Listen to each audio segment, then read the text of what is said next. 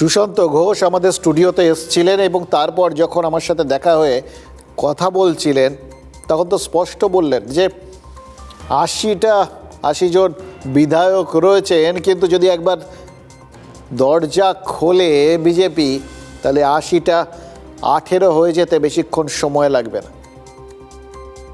এবার দেখুন, এই দরজা খোলার কনসেপ্টটা প্রথম এনেছিলেন তো মমতা বন্দ্যোপাধ্যায় বা তৃণমূল, যেটা অত্যন্ত সুচারুভাবে বারবার মানুষের সামনে তুলে ধরে বিষয়টা যে একটা আইনসিদ্ধ ব্যাপার, রাজনীতিতে এটা যে একটা খুব ভালো একটা স্ট্র্যাটেজি, এটা তো বারবার অভিষেক বন্দ্যোপাধ্যায় বুঝিয়ে দিয়েছেন। কত রকম দরজা, কত রকম কয় প্রকার এবং কি কি, এবং দরজা খোলাটাও কয় প্রকার কি কি, সে তো তিনি জনসভার থেকে লোকজনকে বলেছিলেন। খুলবো নাকি, খুললে কতটা খুলবো, আচ্ছা একটু খুললাম। সুতরাং রাস্তা তারা দেখিয়েছিলেন, দরজা তারা দেখিয়েছিলেন, এবার সেই দরজা এখন বিজেপি কন্ট্রোল করছে।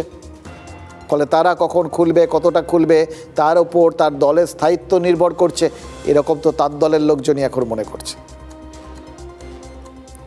দেখুন, উত্তরপ্রদেশে হারার পর মায়াবতী রাজ্যসভায় গেছিলেন। মমতা বন্দ্যোপাধ্যায়ের দলের হাতেও অন্তত একজন রাজ্যসভার সদস্য মনোনীত করার সংখ্যা রয়েছে। এটা দ্বিতীয় অপশানের কথা বলছি আর কি।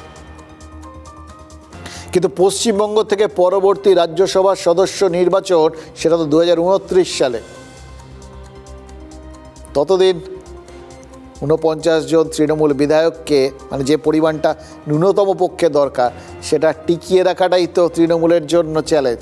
হ্যাঁ, এটা হতে পারে যে এক্ষেত্রেও কাউকে পদত্যাগ করানো হলো, কিন্তু এক্ষেত্রেও ওই একই তো সমস্যা।